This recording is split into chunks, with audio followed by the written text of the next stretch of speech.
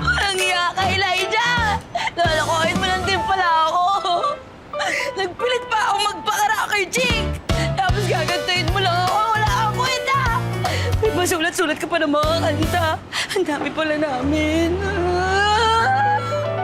Sana mabongga ka, Elijah! Mamatay ka na!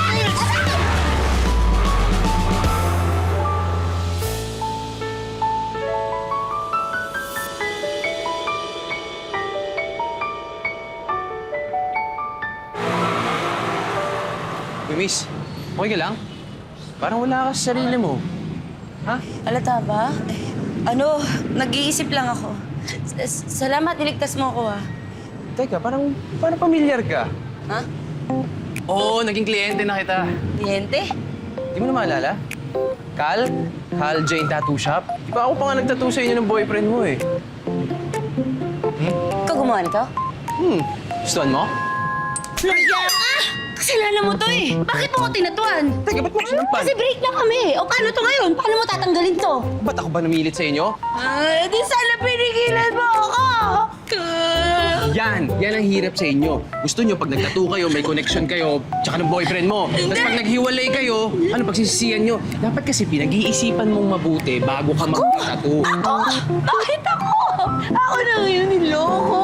Tapos ako yung may kasalanan. Ginusto ko ba maloko ako? Hindi ko gusto yun. Like, ano gusto mo hingin ko? Ay, sige, magbabae ka. Miss, teka lang. Alam ka naman kasalanan ko, di ba? Oo, talaga.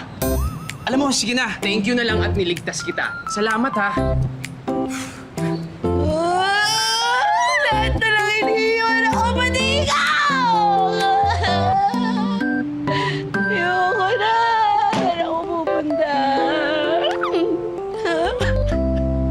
So ano, tapos na yung rocker girl era mo? Balik ka na dyan sa pa-sweet girl mo? Siyempre, bakit ko ba gagawin yun? Eh una naman kasi sa lahat, hindi mo naman bagay yung galong look, no? Ewan ko ba kasi sa'yo kung bakit palagi mo na lang minamatch yung itsura mo sa kung sino mang jowa mo?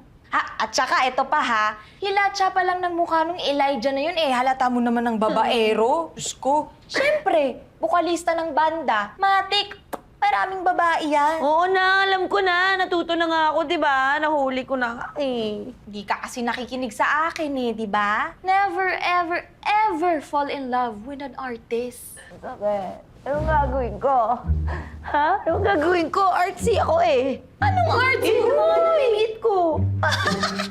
Huwag mo nga akong niloloko, Zoe. Bagsak ka kaya sa art studies ng college. Ni stick figures na, hindi ka marunong mag-drawing. Oo na. Okay na.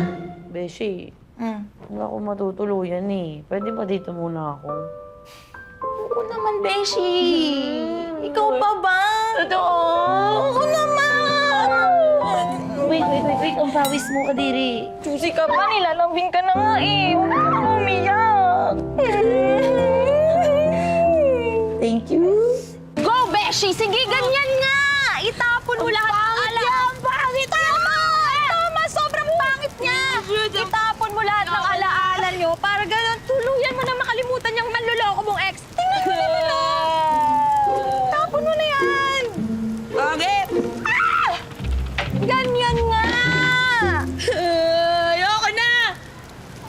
Bibitawan na kita, Elijah!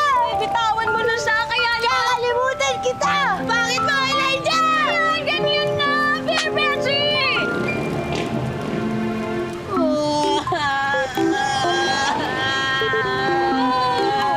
Bakit ka na naman naiiyak? Akala ko ba kakalimutan mo na yan? Paano ko mo kakalimutan? Nakatanto sa kamay ko yung anniversary namin! Ipapabura natin yan, Beshi, okay? Ayoko na. Hindi ko ulitin yung ayoko. Masakit! Beshi, alam ko naman masakit yung ginawa sa'yo ng Elijah na yan. Hindi yun.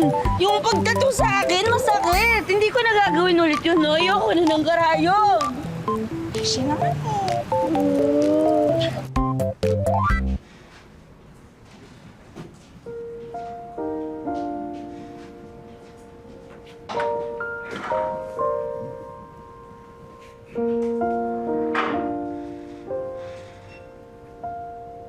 Babe, alam ko mababa pa yung tolerance mo. But please, for me, ha? Okay, para sa'yo. gagawin ko to. Basta, i-promise mo sa akin ha, di na tayo pwede maghiwalay. Forever na tayo. Babe, forever is just a word. But for us, we will surpass that. Promise. Oh, grabe yung sweet mo talaga. Ikaw ba? Ano ba? Good afternoon po, sir. Na-store po ata kayo, pero ready na po kayo? Opo. Yeah. Actually, we're Matching. dito. Tapos, anniversary namin pareho. 08, 15, 24. Yes. Sige po. Cute, no? Cute ba kayo? Cute nga. Thank you. Bis! Uy! Uy. Zoe. Zoe pala. Ikaw yung muntik na masagasaan, di ba? Pero iniligtas ko. Kaso naman sinampal mo ko. Zoe, maganda ka pala. Pag hindi lang masyado makapal yung eyeliner mo. Hindi ako nagpunta dito para pag-usapan yung mga fashion choices ko sa buhay. Gusto kong burahin yung tattoo. Dahil ikaw yung gumawa nito, kaya dapat ikaw yung magtanggal niyan. Sorry, miss ha, pero against sa prinsipyo ko ang magbura ng tattoo. Ha? Anong prinsipyo ba yung sasabi mo? Ayan o, basahin mo. Every mark has a story. Ibig sabihin, yung tattoo mo, part na yun ng pagkatao mo, miss. Hala, ayoko nga. Kaya ako nga gustong tanggalin eh. Kasi gusto ko tanggalin yung mark na iniwan ng walang yang ex ko. Sigurado ka ba? Oo, tanggalin mo yan. Tanggalin? Oo. O sige, may solusyon ako, pero i-cover up na lang natin. Cover up? Papatungan natin ng ibang design na pwede dyan sa tattoo mo. Sa ganon, pag nakita mo yung tattoo mo at makakalimutan mo na ex mo. Okay ba yun? Tsaka pwede pa nating laliman yung meaning ng tattoo mo. Gusto mo?